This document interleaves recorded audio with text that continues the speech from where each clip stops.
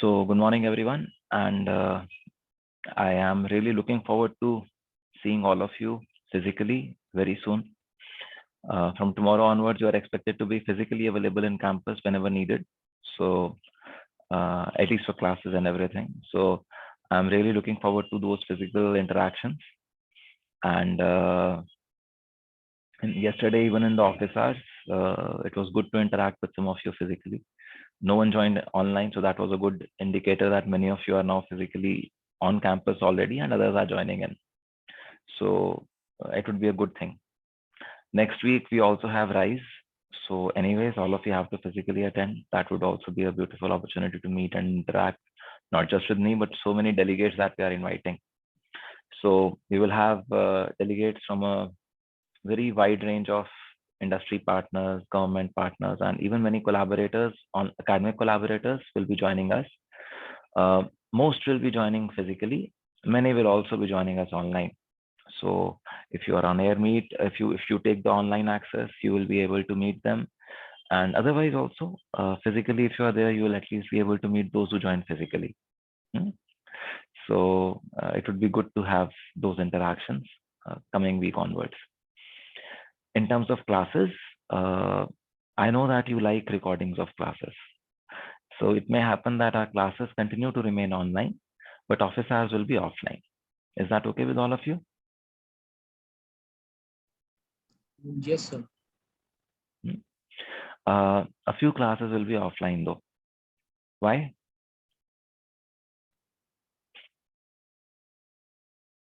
So I guess you talked about the guest lectures. Yeah. So for example, next class will be online, hopefully. The class on next Thursday. Let me just see. Give me a second. So class on next Thursday, that is 7th April, will be offline, or in which you will have Mr. Kalyan Kavalipurapu from Micron. So he's director of NAND design team over there. He did his MS from Arizona State University way back in 2006. He worked with Intel US for some time, Micron US for some time, and has been with Micron since the last more than 15 years. I think he came back to India about 2.5 years back, something like that.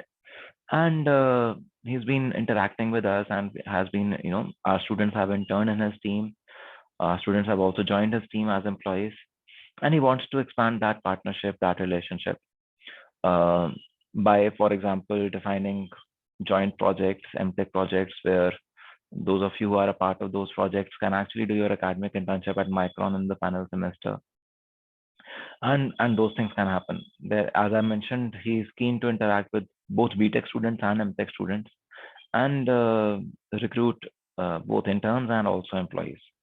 So this will not be a recruitment drive when he comes here, but he wants to get a sense of how IIIT is, what kind of students we have here. So he has a fair amount of idea because he did have a, what do you say, guest lecture last year also. That's why he hired a few students and everything happened.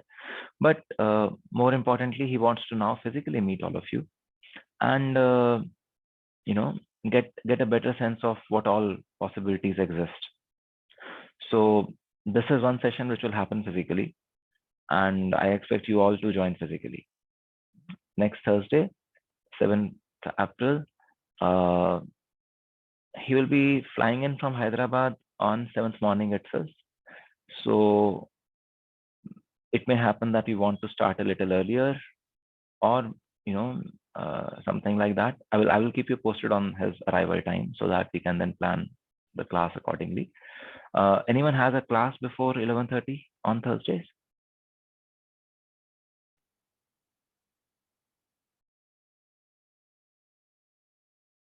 Okay, so we'll see. He will also be joining us in Rise, not as a speaker, but as a delegate. So if you have any posters that you are presenting, at the end of the class on Thursday, you can personally invite him. Okay, sir, I have a poster in this theme. Why don't you come and visit our booth tomorrow? It would be a nice thing because that way he will get to know you much more than just teaching 50 students in a class. He will get to have one-to-one interaction with you guys when you are presenting your posters. So please do that. It would be good. It would be a good thing to do. Any questions? Anything that you would want to ask? Sir, just one thing on what topic sir will be teaching us or giving the lecture. Is it regarding the MDT or something else? Yeah, MDT. It is a guest lecture in this course. Okay. That is why it is happening in kind of course hours, and he will be talking about NAND cell and advancements in NAND memory design, NAND Flash memory design over the past many years.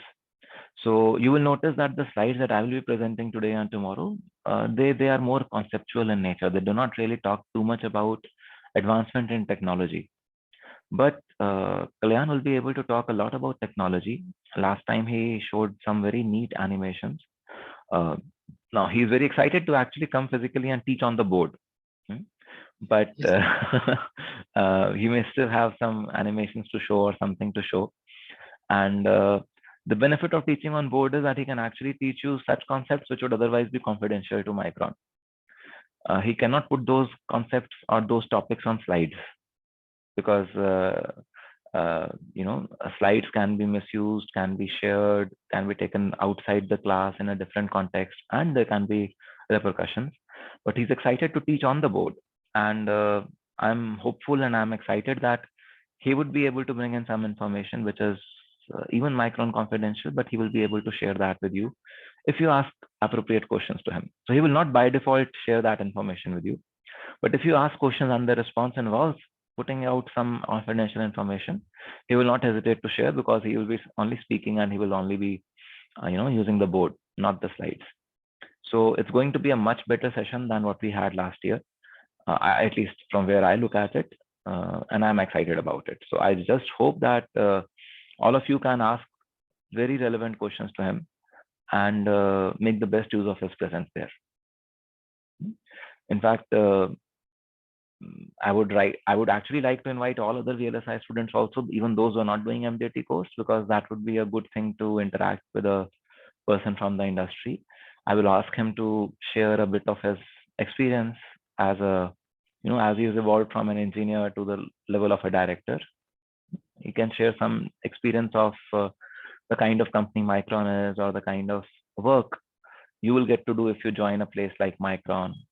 So he will talk about Micron, but I would say for many practical purposes, the kind of work that you would do at Micron would be very similar to what you would do at TI or depending on which team you go to. But yeah, what's the life of a designer like? I will ask him to spend a few minutes on that also. So I would like to therefore invite other VLSI students who are not doing MDT also to this session. So if you have friends, please don't hesitate to invite them. For the BTech students, again, if you think there are friends who would want to explore opportunities at Micron, Saksham, Samaksh, you guys should actually tell your other batchmates that this is happening and that they should plan to join. Yes, sir. Yes, sure. Okay. So now let's come to the class. Any idea why few students have joined today? Is there some deadline due, something happening? So I think there is a deadline of VDF. I think, I'm not sure. So, sir, I think most of the students are shifting to hostel. Oh, traveling today. That may be one more. Yes, sir, maybe. Okay, I get that. Okay, जो भी है, we will anyways have our session, and those who attend, they have the benefit of being able to ask questions right away. Others have to wait for officers to ask any doubts, clarify any doubts that they may have. So, what were we doing in the last class? Who can remind me of that? Let's start there, and then we come to this session. So we were looking into DRAMs like the fast mode and interleaved, wide and simple, like how to make it perform more better. And Yeah, that was then in the last part we looked into charge pumping. Okay. Anyone else wants to add something more?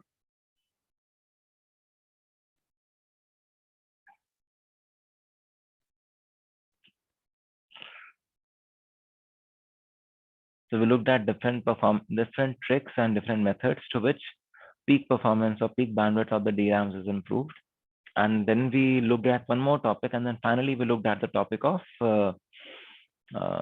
charge pump. So what was this intermediate topic? Who can tell?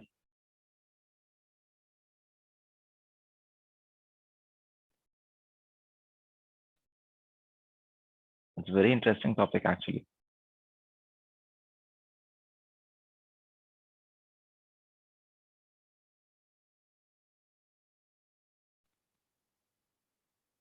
Hello? Am I audible? Yes, sir. Yeah. So कुछ तो response आना चाहिए.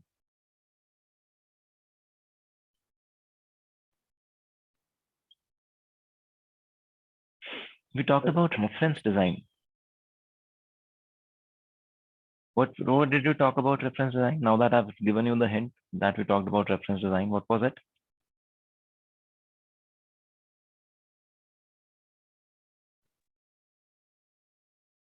Like we have only single Talked about dummy cells. bit line, so we selected alternate bit cells to have a reference line there. So that was one method, that we connect alternate bits to two sets of bit lines that pass over a memory cell, and the other bit line becomes a reference for the first one. Okay, what else? There was one So more the technique. sense amplifier mainly. Sense amplifier, how the sense amplifier from an SRAM structure and now in the DRAM structure is different. Yeah, that we talked about, but reference scheme, one more reference scheme we did. Sharing of sense amplifier across the banks. And what is associated with that when we want to share it across adjacent arrays? Sorry, sir. If we share it across adjacent arrays, what does the array next to it do? Is there some cell, something that we talked about? Dummy. Sir, we talked about that someone stores VDD by Dummy 2. cells on bit lines. So we store VDD by 2 on bit lines. We access our particular desired row. The one of the bit lines would either go up or little down. The other bit line from that is coming from the other bank. What is happening there? That will act as a reference. That will act as a reference. And we talked about the concept of dummy cell there, that a dummy row will be selected on the other side, which would ensure that the bit line remains as VDD by 2, the other one.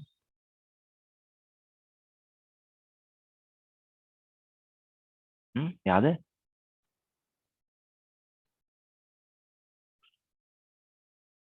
Was choosing alternate bit cell and the other one was choosing from the Okay. So that was, and then we looked at charge pumps. What are charge pumps and what is the basic principle of operation? Who can tell?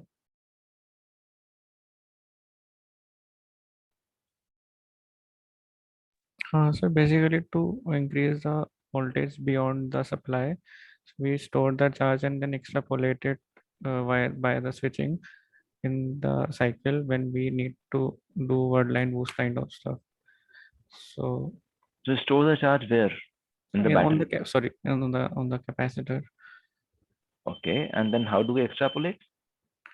Sir, what we do is we first charge the capacitor to its full value and then disconnect it from the like see one way was to simply let the charge store and then turn it off and kind of when you are using the diode, so in the positive cycle, that capacitor would charge, in the negative cycle, it would stay there, and the positive cycle again comes and it charges even more. So that was one convenient way of doing that. So essentially, the one that we looked at was capacitive coupling, where we said that we'll charge a capacitor to a particular value by connecting it to a voltage supply. Then after that charging has happened, we will disconnect the supply and the capacitor is left floating. Then the other plate of the capacitor, which was, let us say, the reference above which you had charged, you couple charge on that particular plate. When you couple charge on that plate, naturally it's the capacitor, so the other plate will also see that charge. And if you want to increase the voltage beyond VDD, because the other side is floating, that extra charge will appear there and you will have a higher level of VDD available to you. So we use the principle of charge storage and then boosting through coupling. Is that clear? Yes, sir. Okay. So we will charge pumps are important because they're not just used in DRAMs, they're also used in NANDs in a very big way. And in fact, we will just look at in a little while that NAND cell actually requires much higher voltages for operation than either DRAM or SRAM. So DRAM can operate at the regular voltage, or did we look at some high voltages in DRAMs also? Why were we talking about charge pumps for DRAMs? Because NMOSes were placed and they cannot pass full VDD. So we need to boost the gate so that the difference across source and drain is less VT less than the VDD plus VT. So the effectively transfers full one.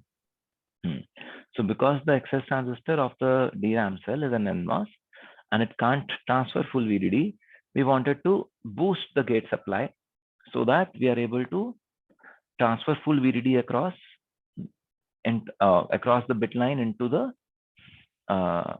capacitor. Okay, that was where we needed voltage to be higher. And in flash memories, you will see that voltage is required to be higher for another purpose, which is write or erase from the memory cell. We'll just look into those. Okay, so we will start with NVM memories today, non-volatile memories today. We'll continue it in the next session, and hopefully we may not need another session after Kalyan's lecture on next Thursday, but if needed, we may continue into another session. But hopefully we should be able to conclude everything with Kalyan's lecture on Thursday. Okay. So this is just a table which shows the history of how things have evolved.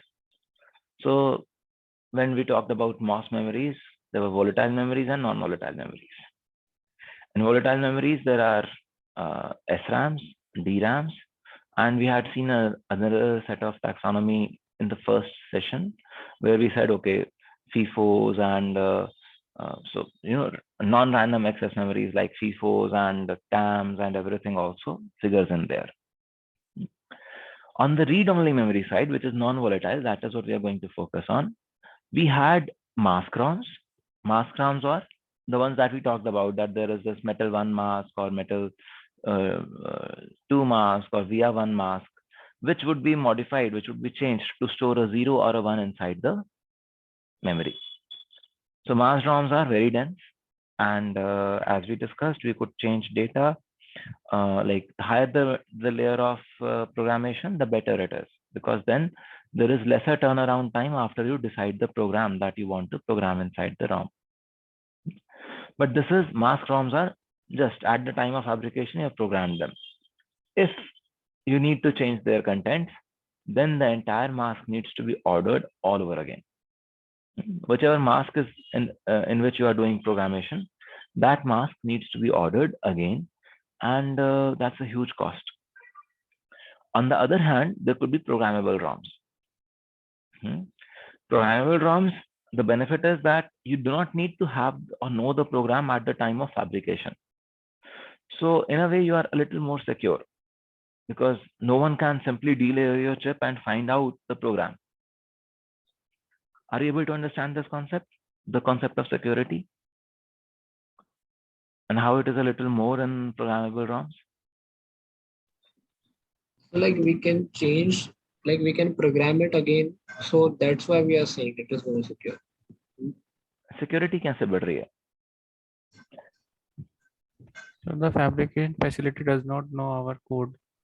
Yeah, not just the fabrication facility, also anyone who picks up your chip and starts to delayer it, they will not be able to make out. At least not yet. Huh? So what do you have? You have electrically programmable ROMs and electrically erasable and programmable ROMs. So electrically programmable ROMs क्या होंगी? Can you think of something? The fuses, because Yes. it will be one time. Yes, fuses, which you could blow electrically. You could blow these fuses electrically. So once you apply a high voltage across them, they store a 0 or a 1 accordingly. Can someone delayer and find out about this? Yes, sir. After programming, they can. I Yeah, think. if someone is delayering your chip after programming has been done, they can easily find out what the program is. So would you put your safe data or secure data in EEPROM? No, sir. No. If you had to put it in EEPROM, then mask ROM is a much denser option. I would rather do it in mask ROM. Yes, sir. Okay. Then the other one is EEPROM, electrically erasable and programmable ROM. And then there are conventional EEPROMs there and flash EEPROM there. We'll look at both of these in a little more detail, okay, in today's session itself. And you will see a lot of these innovations were initiated by Intel, because Intel was always at the leading edge of technology. Today it is not, but at that point of time it was. Flash, on the other hand, was introduced by Toshiba, because Intel was the kind of torchbearer for EEPROMs. They designed something in 1979. They continued with it because they were the only supplier. But then Toshiba found an alternate solution, which today kind of, how do you put it, has taken up the entire non-volatile memory space. Am I right? All of us know flash memories. Those SD cards that we have in our phones, all flash memories.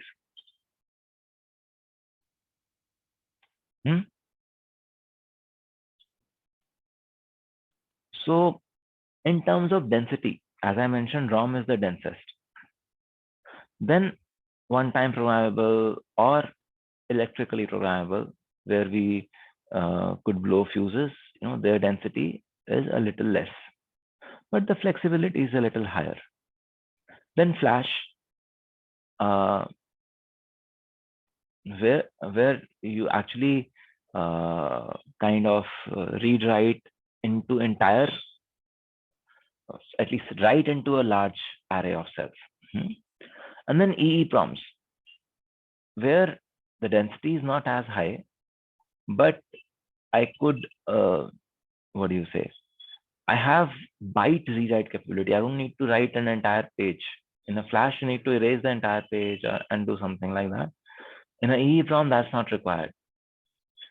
And then there are upcoming memories like FRAMs and MRAMs and PCM and so on. So we will just, in the last session of this course, we'll also talk about such memory options. Okay.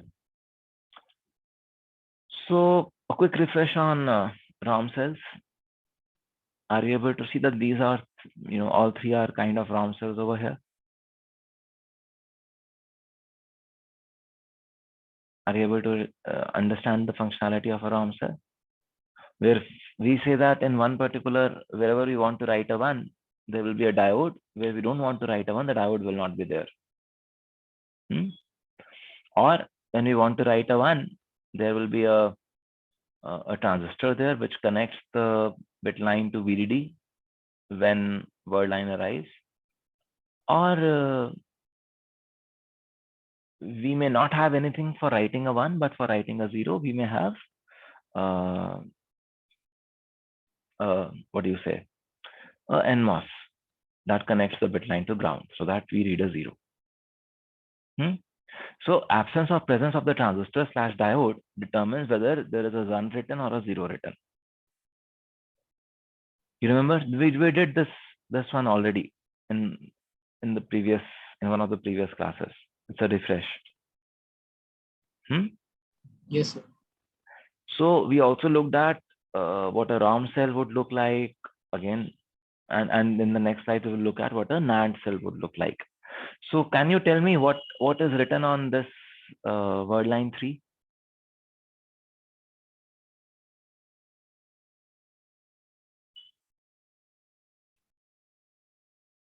Bit line 0, word line 3, what is written over here? 0 or 1?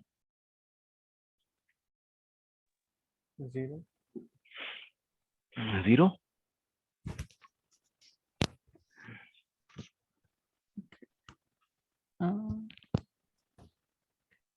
No, sir. 1 by default. Yes. So we have a 1 over here. What about here? This one? Same 1. So 1. 1. What about here? 1. 1 again. Yes, sir. So let us look at this word line 1. What is written on word line 1?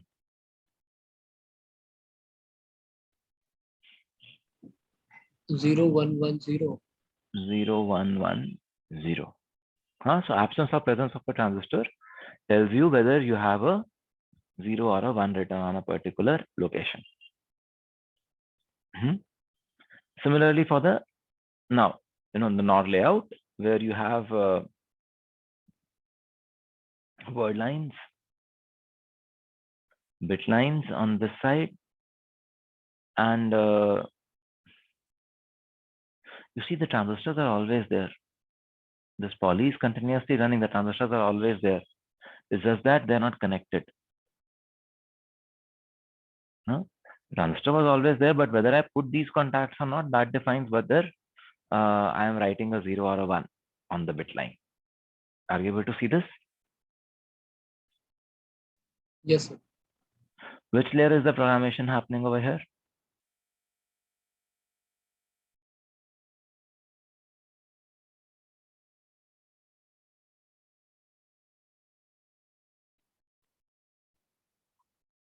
What is the programmation layer? You can see that over here. So metal 1. Why metal 1 तो हर तरफ same है देखो कहीं भी देखो metal 1 remains same. What is changing?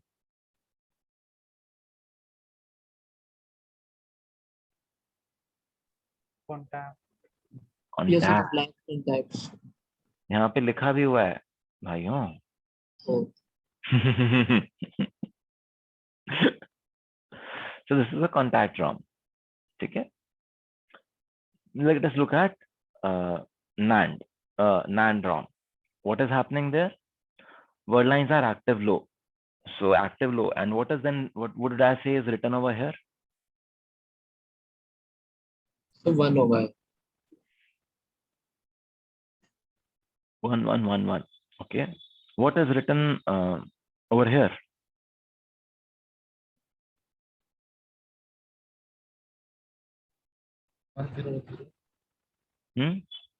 What?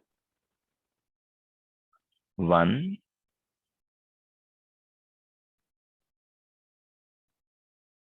So 1, 0, 1, 0. 1, 0, 1, 0.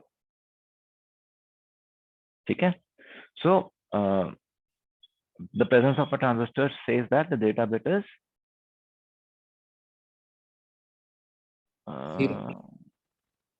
उल्टा बोला आपने अभी. अरे रुको. सर एक्टिव लो है ना. 0 होगा और ऊपर. Yes, it is active low. So this is है ना? 0, 1, 0, 1. And wherever there is a transistor, it means that that switch is now coming into picture. When it is active low, it will not allow current to flow. So 1, 0, 0, 1, something like that. Okay. Now over here, in this particular layout, what is happening? Are you able to see this clearly? Are you able to see the yellow layer over here? Yes, sir. So what is being done over here?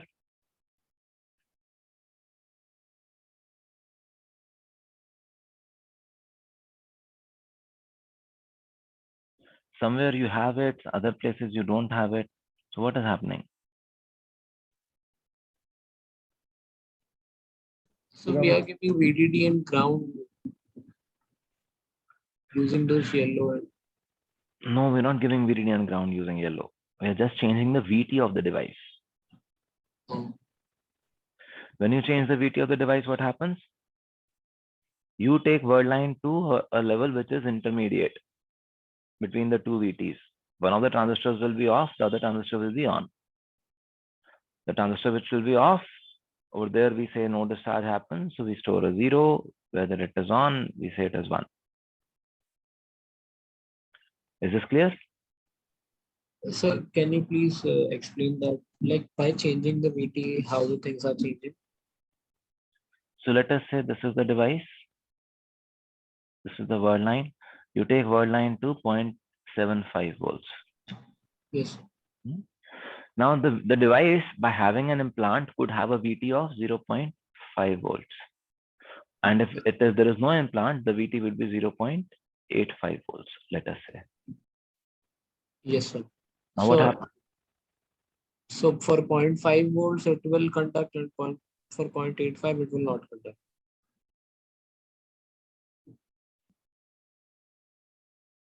So just by changing the VT of the device, I have changed the way the bit line will behave. Some bit line will discharge, another one will not discharge. Yes, sir. Yes, sir. So I have kind of used the implant to program the memory cell. So these yellow parts are the implants. Yes. Okay. लिखा हुआ है ना, यही तो लिखा है, threshold lowering implant. Threshold वो अलग, मेरे को लगा अलग है. ठीक है सर. ठीक है? Okay. So what we are saying is that when the implant is present, it is as if the transistor is not there, and so on. So over here, what we've done is we made this NAND ROM by making those implants. I ask you a question.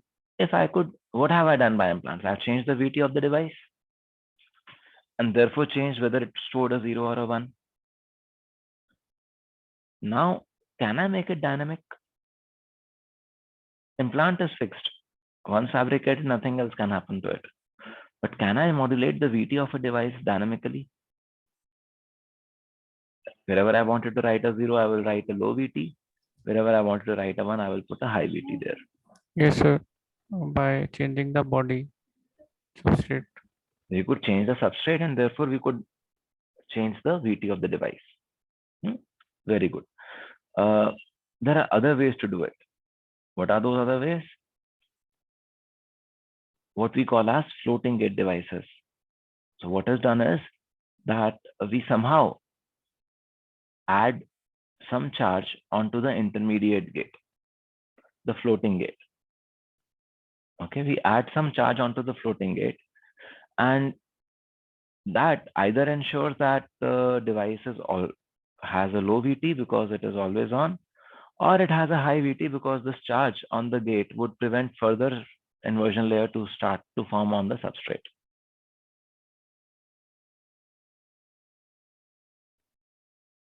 Are you able to see this? So can you please reiterate this point? So what I'm saying is there's this floating gate over here. If I say I'm added some positive charges onto the floating gate, what happens? Because the floating gate now has positive charges, more electrons will get attracted toward the surface of the substrate. Yes, sir. If electrons are already there at the surface of the substrate, what kind of voltage do you need to apply to turn the transistor on? So less voltage, like Less voltage. Yeah. So you are kind of modulating the device VT to be a lower value. yes, sir. If instead of positive charge, I would transmit negative charge onto the floating gate, then what would happen? So more voltage. We need more voltage to switch on the device. Yes, because now these negative charges on the floating gate will repel any further more negative charges coming in the P substrate there. That is fine. Yes, sir. Sir, doubt. So how are we sending negative charges to gate through the gate signal only, the signal on the gate? We'll see. अभी तो हम concept पे हैं. If I'm able to do that, I will be able to do something, है ना? Okay. How we do it, we'll just see. So, देखो, तुमने सवाल पूछा और यहाँ पे आ गया जवाब. What we do, we apply a very high voltage on the gate so that it attracts electrons. And then we also apply a very high voltage to the drain so that there is a very high energy or very high acceleration of the electrons in the inversion layer. Because there are so many electrons in the inversion layer, and what do you say? You wanted to form a inversion layer in the substrate region. These extra electrons in the inversion layer will now, in the floating gate, will now repel the inversion layer formation. So you'll need to apply a much higher positive voltage to be able to read or to be able to store a zero there, negative voltage there. So that is where the complexity comes in. Are you able to see this? So sir, I can imagine two capacitors here. One is between the two gates and one is between the the plate becomes one for substrate and the just plate above. Yes. So there are two capacitors in series over here. Okay. If I want to remove this trap charge, I apply a 0 volts and I I kind of let the charge move out.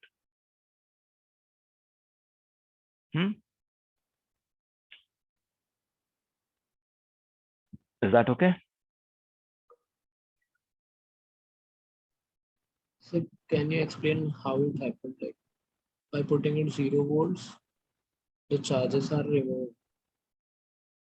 So So charges will flow from this yeah, plate we to will just come to more detail of the erase operation. But what we are saying is that by just changing the voltages and polarity at different terminals of the device, I can trap charge, I can remove charge, and I can modulate the amount of charge in the gate.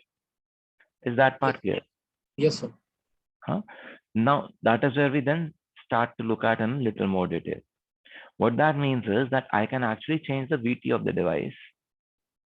And then if I turn the word lines on or do whatever, the different amount of current will flow.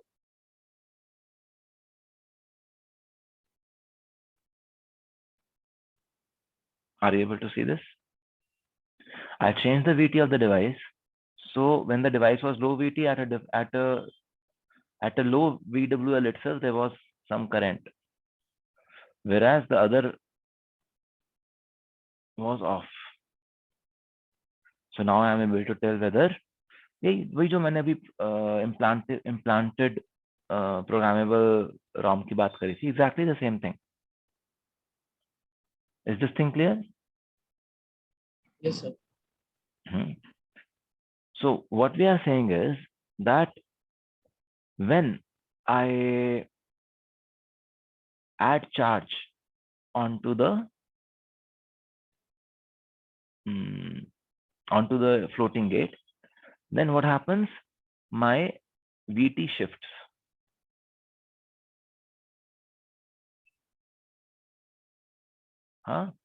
And also what happens? The overall gate coupling to the substrate reduces, and the gate coupling ratio that starts to figure in. What is to define what is the voltage at the floating gate there? As the voltage at the floating gate changes, I would have a different slope for the devices there. So not just is there a lateral shift happening, the change in slope is also happening as I change the charge that is trapped inside the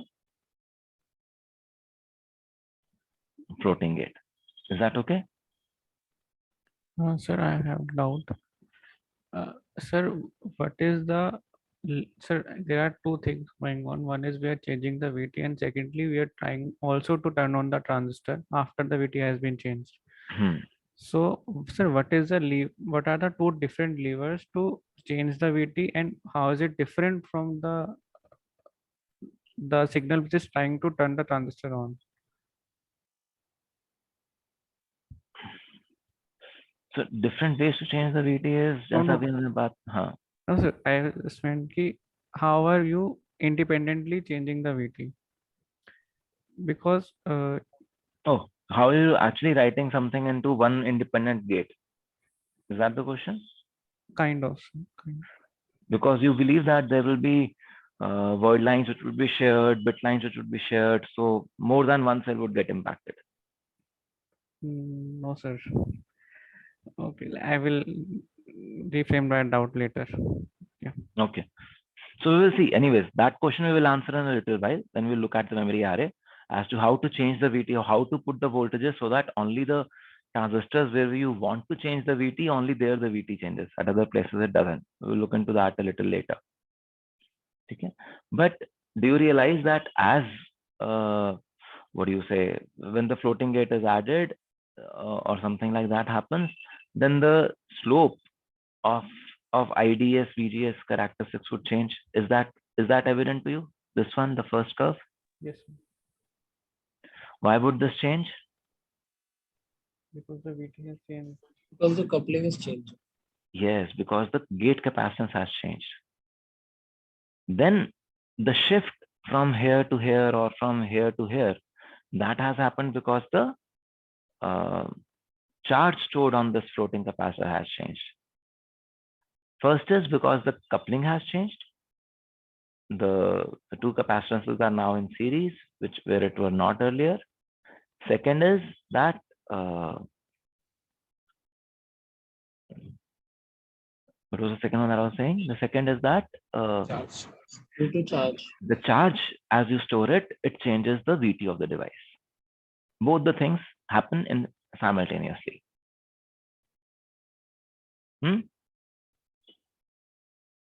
So,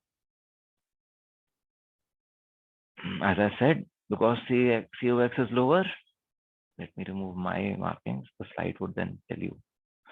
As you make COX lower, the slope changes. And as you change the amount of charge on the floating gate, the VT also shifts. Both things happen.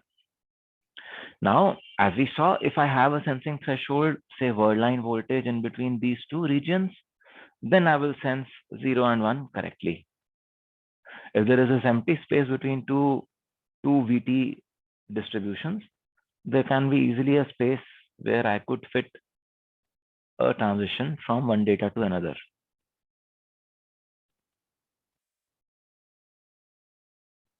Is this okay? What would happen if there were two distributions that were overlapping?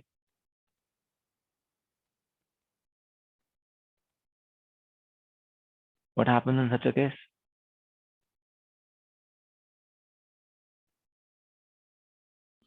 Ambiguous data. Yeah, you don't know whether you're reading a 00 or a 01 or a 10, whatever. Whichever was the data that you wanted to read. In this region, there is ambiguity because there's a significant probability of reading a 0 and there's a significant probability of reading a 1 also at that particular voltage.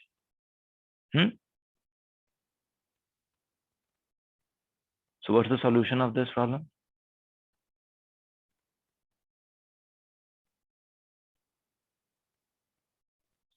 Sir threshold अलग अलग कर देते हैं तो दूर दूर हो जाएगा. Yes. So we say that the thresholds have to be different and so different that बीच में ये sensing voltage का margin रहे. And if due to low voltage you're not able to do it, you limit the minimum voltage at which the circuit would operate.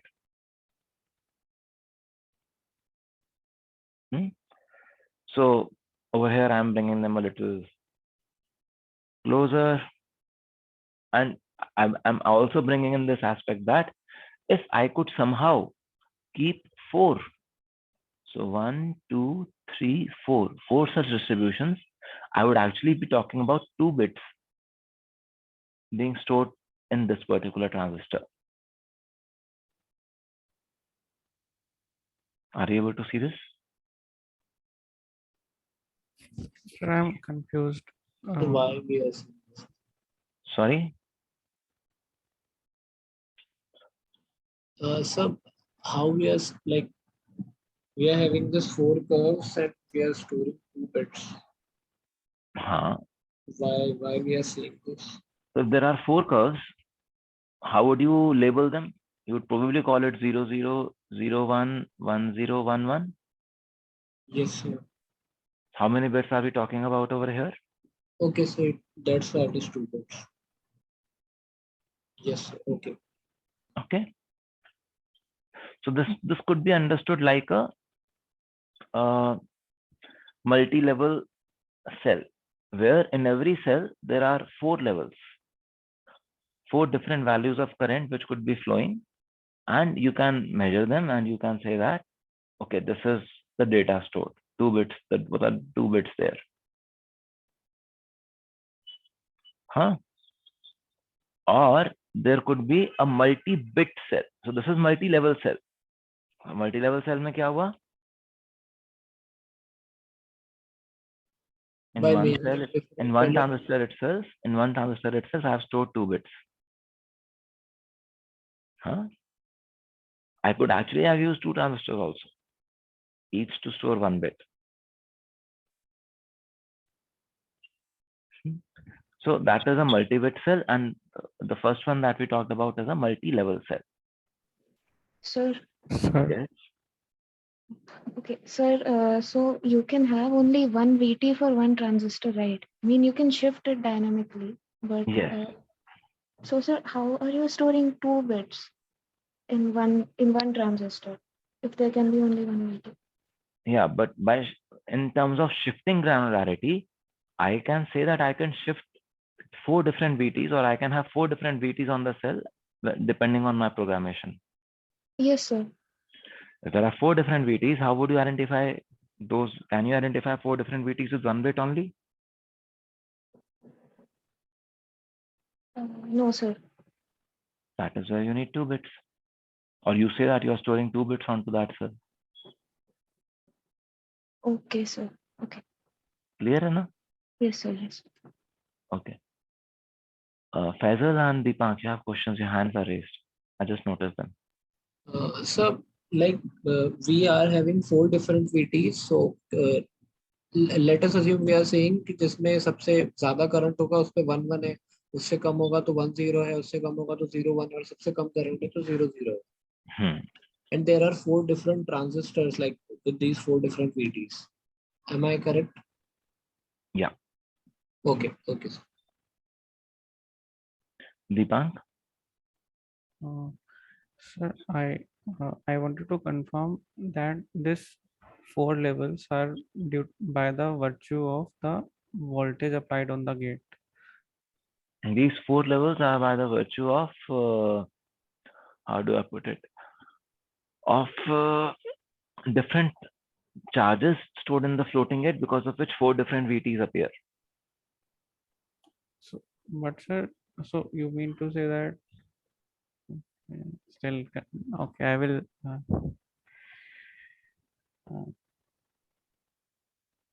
Batao. So, sir, this was not a single transistor. I was imagining this is as a single transistor whose VT we are changing by the gate voltage continuously, and then labeling them as. We do not change the voltage continuously. When we write into the cell, we just program it such that a particular VT appears on that gate. Okay. Then you change the word line level. So we will see how to do read and write in a multi-bit or multi-word line, multi-level setting. But that is what you're doing. Okay. Sir, just to confirm, so the data stored here is actually the VT level. Because that is the thing you are wearing here. So VT level is 198 millivolts. Is that the data? So no, but because it's 198 millivolt, I can deduce whether it is 00 or 01, 10 or 11. So data stored as whatever label you have given to each of those 4 distributions. Yes, sir. Okay. So, but we'll be measuring the VT only, or whatever VT we set.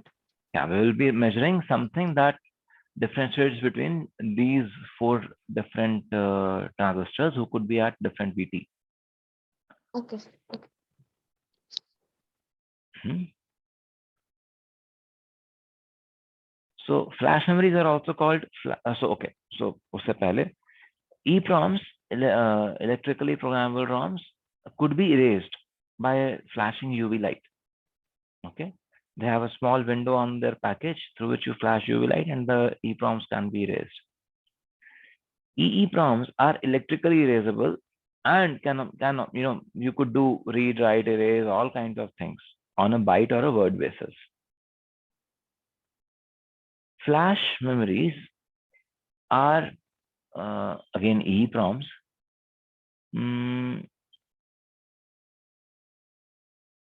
But they enable reset or set of the entire array in one go. That is why they are called flash. एक flash में the entire array can be programmed into 0 or 1. And you could also write, this is erase. So you erase in a flash, but then you can write, location by location. Is that okay?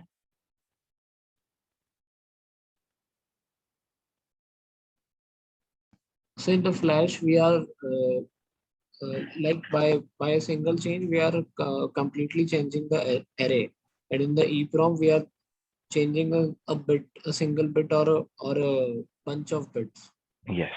in one That go. is why flash is much faster. Yes, sir. Okay. So how does this floating gate work? If it is a regular read-write operation, practically nothing changes.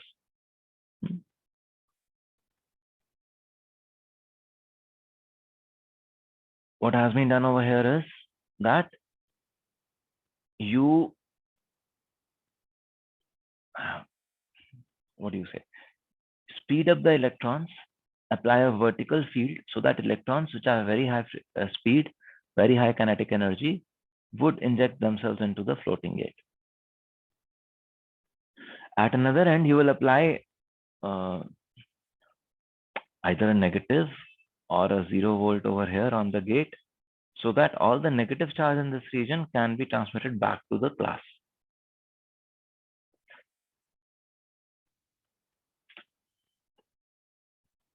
Is that okay? So it can be transmitted back to the source region over here. Okay. So what are we looking at? How to write? So we use hot electrons in flash. We use UV radiations in EEPROMs, and we also to write or erase, whatever, to program or erase, we also use what is called as FN tunneling. That's the physics. How many of you read about FN tunneling? Solid state devices course or something?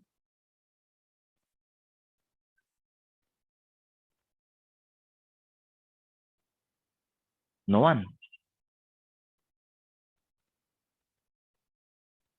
Okay, we will talk about it. And FN tunneling is used for EEPROM, both program and erase over here. Okay?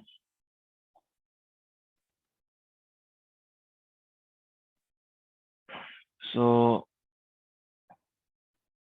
we just said, and if it is a UV erase or something, then you notice there is this hole in the package, and you can actually see the die beneath.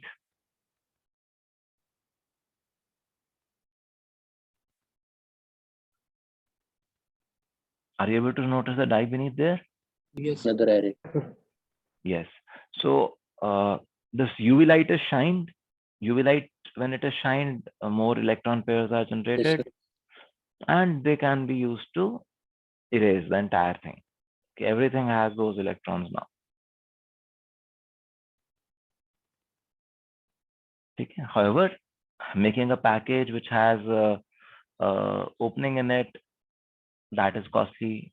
Writing a ROM, shining UV through the entire package, it takes time.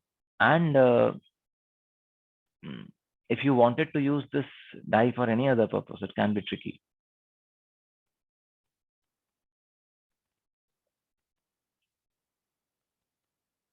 Because UV light would fall on many cells simultaneously. So selective programming for different cells separately can be very difficult. So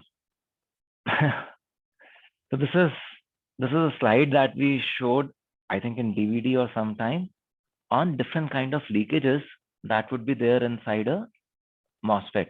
You remember? Those of you who done DVD, you remember this? Yes, sir. Yes, sir. We're talking about different kinds of currents that could be flowing in a leaking through a transistor. And things which were problems earlier can actually be used to your benefit. Hot carrier injection, for example, is a problem in a regular CMOS process. But for flash, you use hot carrier injection to be able to do something. And gate oxide tunneling is actually used to program and erase EPROMs. So things which were problematic earlier are being used inside flash cells as an advantage to be able to program or erase the flash cell.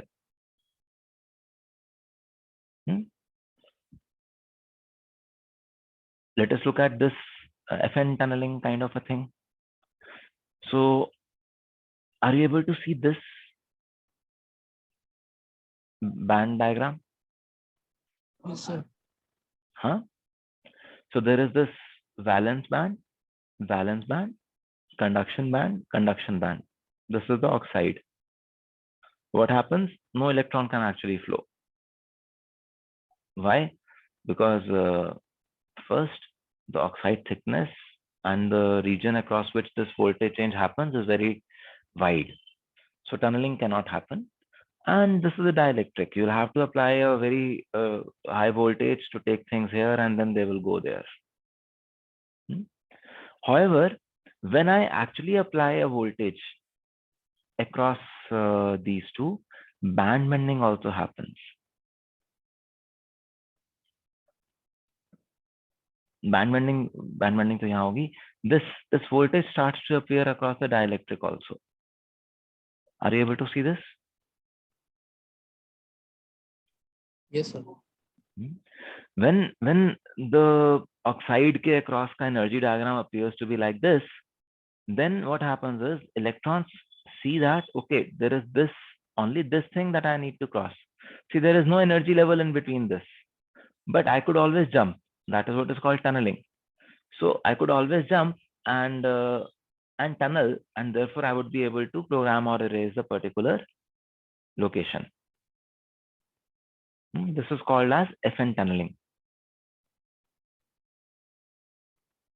or electron tunneling. Is that okay? Any questions?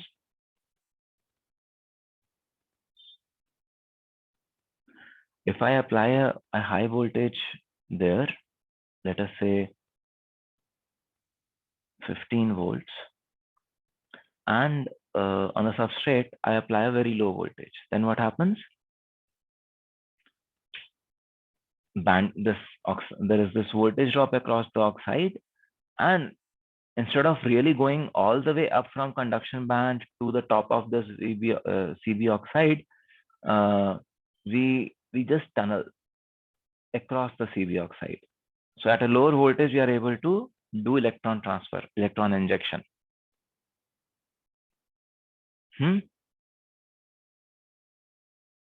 Because of tunneling.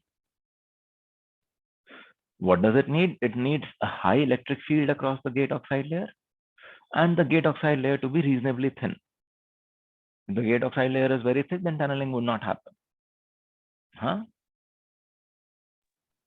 Friends, please give some acknowledgement. Sir, can we attribute the thin gate oxide layer as a reason for the more space for electrons to flow, high energy electrons in this case, as a reason for the tunneling?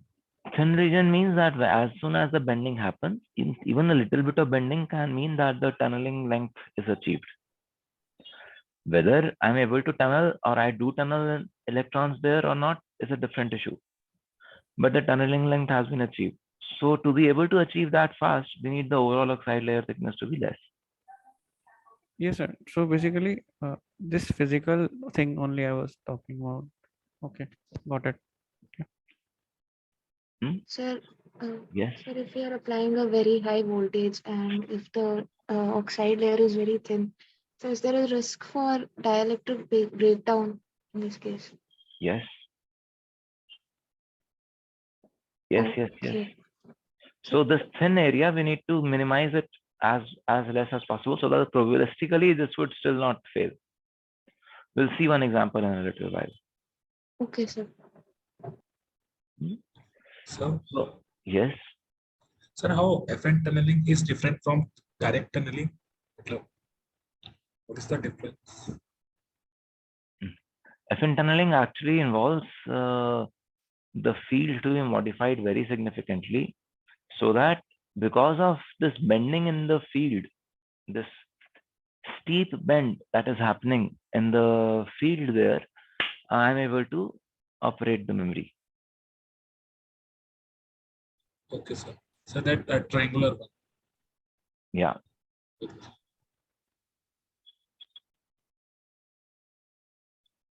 So if you notice, I had 5 volts there, minus 12 volts here. So क्या होगा? Where would the electrons go?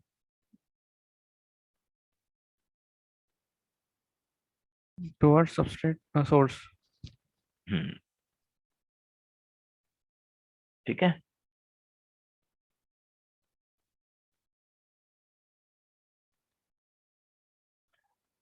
Is that okay? And when I want to, what do you say, erase, then all that I need to do is apply a positive charge on the bulk and use the IGB capacitance to do the healthcare theme. We use the high voltage here and we kind of tunnel electrons out from there. Is that okay?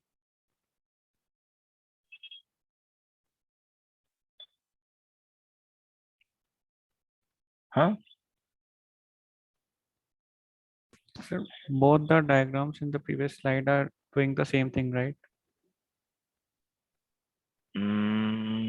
Yeah. One is doing gate to source tunneling, the other is doing gate to bulk tunneling. Yeah. Thank you.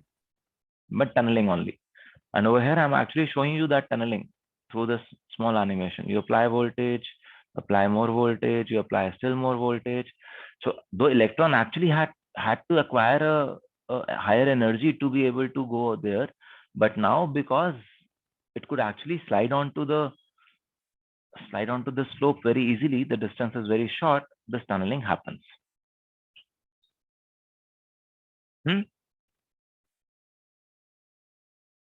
So when you increase the applied voltage, the effective barrier width reduces.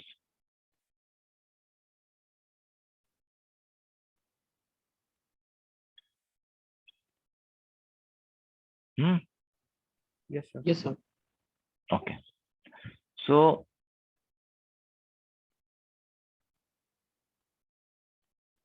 if you look at it over here, see the amount of tunneling current and the slope here. This is the slope at which the current would flow, and this is the other one, 1691, 1000. The slopes change as you change the what do you say? The voltage that tunneling Voltage at which this tunneling would happen. Yes, sir. Okay, because this FN tunneling starts to take place. What governs the tunneling rate? Two things: oxide rate and thickness of the and the field that you are applying across the oxide. That governs the tunneling rate as to what is the tunneling current there. So if you apply very high voltage, even for a thick gate oxide, you will be able to do the tunneling in a fast enough time. However, if you have dense devices, you need to be careful. You apply lower voltages because they can give you the required speed already. What happens if an advanced technology applied very, very high voltages? So dielectric breakdown. Yes, the dielectric breakdown can happen. Okay? Yes, sir. Now, this is where I was talking about that we will talk about how to have controlled region in which tunneling could happen or something like that. So instead of using a flat surface there, they make a notch on the surface of the substrate. Now what happens? Because of this notch, the physical thickness of the oxide is lesser over here. This then can act as a place where tunneling could be used to enhance or where the tunneling rate can be enhanced very significantly by using such structures.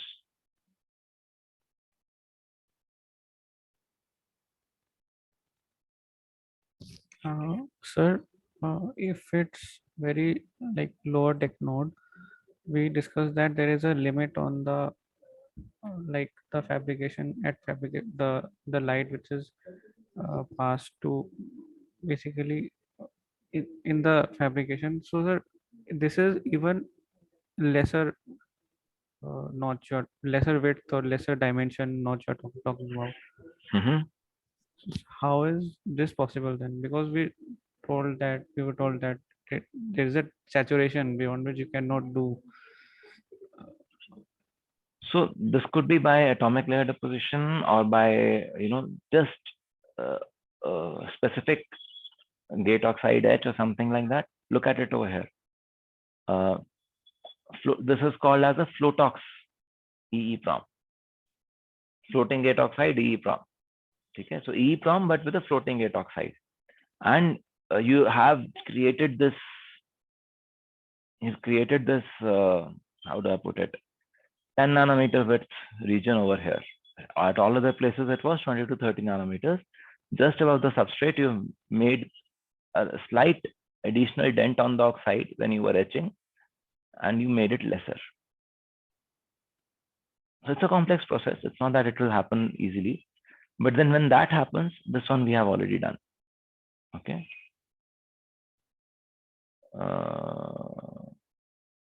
This we already understand now, na? NAND uska operation, programmation and erase आपको. Okay, ask me, is this clear? Do I need to explain this slide or is this clear enough? So the NAND ROM, right? Is it the NAND? Yeah. Like that? Yeah. Yes, sir. So to erase the array, we just need to pass very high voltage on word line, right? Yes. And bit lines also. Yes, for the date. Yes. Okay. So what happens?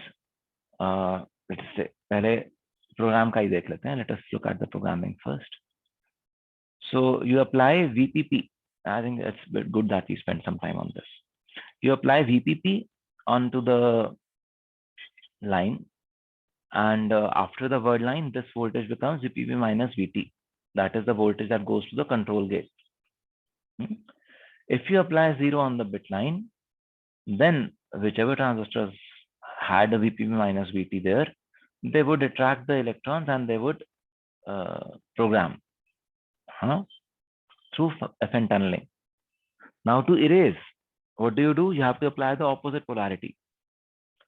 So word line is now 0, but bit line is now kept at VPP minus VT. So all the charge in the floating gate would now rush out onto the bit line. Is that Yes, okay? sir. Yes, sir. Now it is much more clear. Yeah.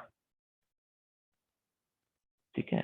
During read, bit line can be at VDD by 2, word line could be at VDD. So this is programmation where we say VPP, very high voltage. But during regular read operation, your stuff could be at VDD by 2, VDD and so on. It need not be at a very high voltage. Programmation voltage पे नहीं होने की जरूरत उसको.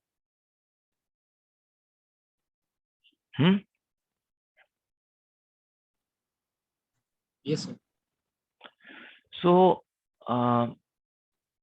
again, this is about tunneling at the source drain region, where we say that we could apply voltage and erase would happen from here. Program would happen from HCI plus tunneling effect. Okay. This is the same thing as the other diagram that I had shown, where there was an arrow like this and an arrow going like this. It's the same thing, just in a different graphical format. Yes, sir. Okay. So in terms of technology, if you look at it, then what we are saying is that there are two kinds of oxide.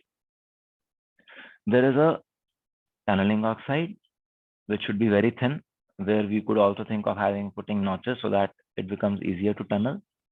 There is this floating gate, and between floating gate and the control gate, there is what is called as an interpoly oxide.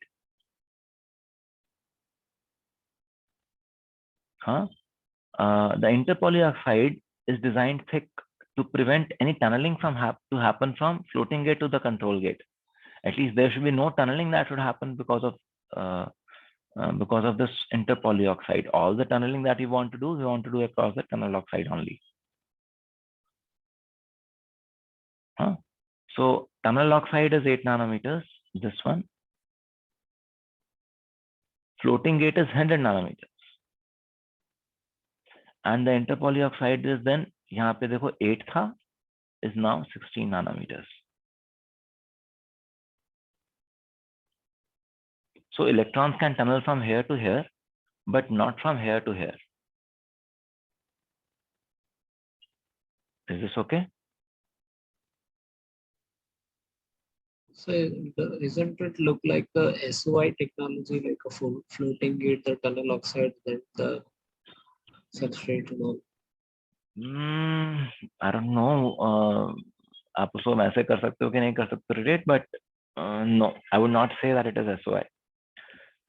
Yes, because there is tunneling between floating gate and the substrate. So I guess like I have to read it again. Okay, see, FD-SOI is something like this. Fully depleted SOI would be something like this, where you would have a gate like this. There is one oxide here. Yes, sir. This is anyways oxide, but this is silicon, not polysilicon gate, and this is polysilicon. Okay, you are not intending to store any charge in this silicon. There is a source and a drain which would have some voltages applied to it, and the charge would simply flow. Whereas yes. in this particular cell, we intend to store charge in the floating gate. Yes, sir. Yes, sir. That's why it is different. This is not a silicon kind of a conductor or a substrate where you would be able to design something. Okay, sir. Okay. Okay. So again, as I said, programmation through hot carrier injection and erase through FN tunneling. Repeating it over and over again so that you realize that there are two different operations and both are necessary. Both appear to be completely negative initially, that such high voltages are required and so on, but or that they lead to increased leakage. But then we're using it, both these things, to our benefit when we're talking about flash memories or programmation and erase in the flash memories. Is that okay? Yes, sir. Okay. And then again, this is the erase operation. That was hiring operation. This is erase operation. And I think we come to the architecture next class. Is that okay?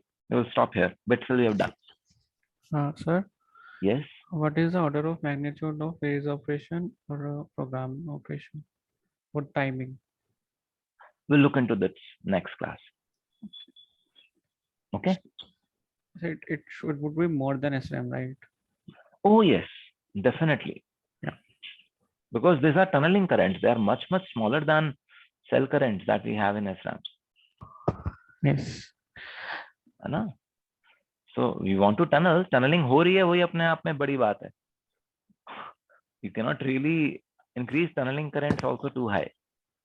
Sure. Sure. Yeah. Anything else?